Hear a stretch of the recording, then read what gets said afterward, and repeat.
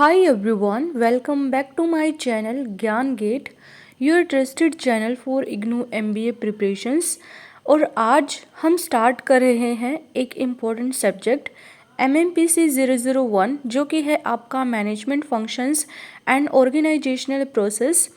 ये सब्जेक्ट सबसे बेसिक और फंडामेंटल पेपर है IGNOU MBA के लिए, जिसमें आपको मैनेजमेंट के कोर कॉन्सेप्ट्स और फंक्शंस को डीपली समझना होता है। तो चलिए शुरू करते हैं स्टेप बाय स्टेप हर ब्लॉक को और यूनिट को सिंपल लैंग्वेज में समझते हैं। ये है हमारा block number 1, introduction to management. Unit number 1 है मैनेजमेंट एंड ओवरव्यू। सबसे पहले समझते हैं मैनेजमेंट होता क्या है। सिंपल शब्दों में management is the process of getting things done effectively and efficiently with and through peoples. Manager का काम होता है रिसोर्सेज को ऑर्गेनाइज करना, टीम को गाइड करना और ऑर्गेनाइजेशन के गोल को अचीव करना। इसमें कीज पॉइंट्स हैं जैसे कि level of management, top level, middle level और लोअर लेवल। इसमें आप बाकी फंक्शंस पढ़ोगे, planning, organising, staffing, directing and controlling. Unit number 2, management and its evolutions. अब बात करते हैं मैनेजमेंट की इवोल्यूशन की। मैनेजमेंट एक दिन में डेवलप नहीं हुआ है, ये डिकेड्स के रिसर्च और एक्सपीरियंस का रिजल्ट है। एग्जाम्पल आप इसमें पढ़ोगे जैसे classical approach, new classical approach, modern approach. Taylor ने एम्फेसाइज किया साइंटिफिक अप्रोच पे और एफिशिएंसी बढ़ाओ और वेस्ट कम करो। फेयोल ने बताया कि 14 प्रिंसिपल ऑफ मैनेजमेंट जैसे unit of commands, scalar chain और डिसिप्लिन। तो ये सब चीज़ें आप यूनिट नंबर 2 में पढ़ोगे। देन उसके बाद है unit number 3, roles of managers. Henry Mintzberg ने मैनेजरल रोल्स बताए जैसे इंटरपर्सनल, इंफॉर्मेशनल और डिसीजनल। मैनेजर एक लीडर भी है, कम्युनिकेटर भी है और एक डिसीजन मेकर भी है। ये सब आप यूनिट नंबर 3 में पढ़ोगे। देन उसके बाद स्टार्ट होता है आपका block number 2, managerial process. Unit number 4 में आप पढ़ोगे प्लानिंग। प्लानिंग एक रोड मैप होती है जहाँ से आप डिसाइड करते हैं क्या करना है, कैसे करना है और कब तक करना है। इसमें आप स्टेप्स पढ़ोगे जैसे कि setting objectives, developing premises, identify alternatives, evaluating alternatives, selecting plans, implementing, follow up. Example जैसे business expansion plan, marketing plan. ये सब आप यूनिट नंबर 4 में पढ़ोगे और प्लानिंग आपने पहले भी पढ़ा हुआ है। Unit number 5, organising.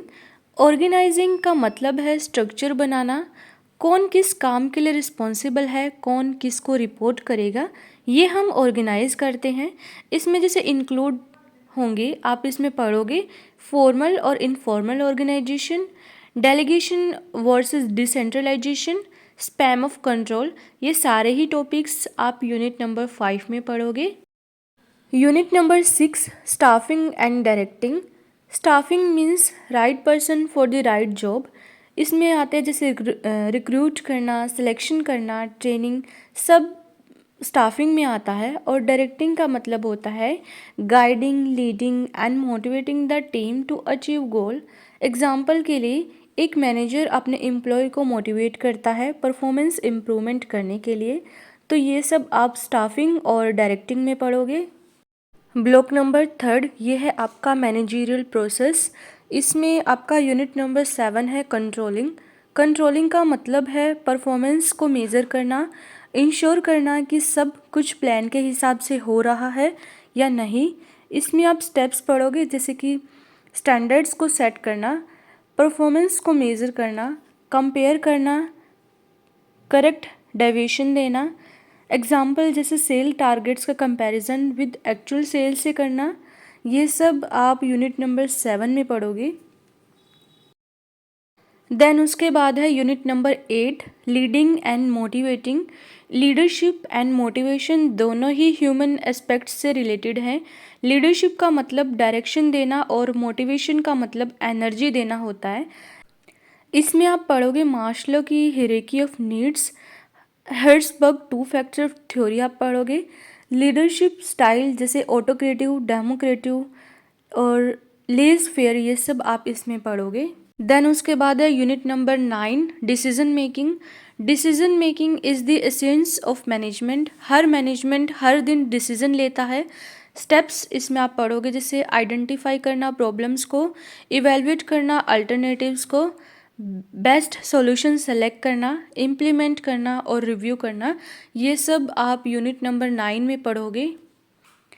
जैसे एग्जांपल, अगर हम न्यू प्रोडक्ट लॉन्च करते हैं तो उसके बारे में हम बहुत सारे डिसीजन लेते हैं, तो ये सब यूनिट नंबर 9 में जब आप पढ़ोगे तब देखोगे। Block number 4, organisational process. इसमें यूनिट नंबर 10 में organisational structure and design. Organisation structure एक ब्लूप्रिंट होता है जो डिफाइन करता है किस पोजीशन की क्या रिस्पॉन्सिबिलिटी है। इसमें आप टाइप्स पढ़ोगे, जैसे फंक्शनल, डिविजनल और matrix. Unit number 11, organisational communication process. Communication बिना मैनेजमेंट इम्पॉसिबल है। इसमें आप पढ़ोगे कम्युनिकेशन के types, upward, downward, horizontal, diagonal. ये सब कम्युनिकेशन फ्लॉज हैं। कुछ बैरियर्स भी आप पढ़ोगे, जैसे noise, misunderstanding, poor feedback etcetera.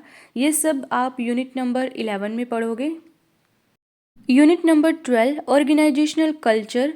Culture एक इनविजिबल पावर है जो डिसाइड करता है ऑर्गेनाइजेशन के वैल्यूज़, बिलीव्स और बिहेवियर पे। एग्जाम्पल, जैसे गूगल का open culture versus traditional hierarchical culture. तो ये सब आप ऑर्गेनाइजेशनल कल्चर में पढ़ोगे। Unit number 13, managing change. Change ही लाइफ है। मैनेजर्स का रोल होता है एम्प्लॉयज़ को चेंज के लिए प्रिपेयर करना और रेजिस्टेंस को हैंडल करना। इसमें आप मॉडल्स पढ़ोगे, कोर्ट लिविंस, अनफ्रीज, चेंज और रिफ्रीज। ये सब आप इसमें पढ़ोगे। Unit number 14, ethics and corporate social responsibility.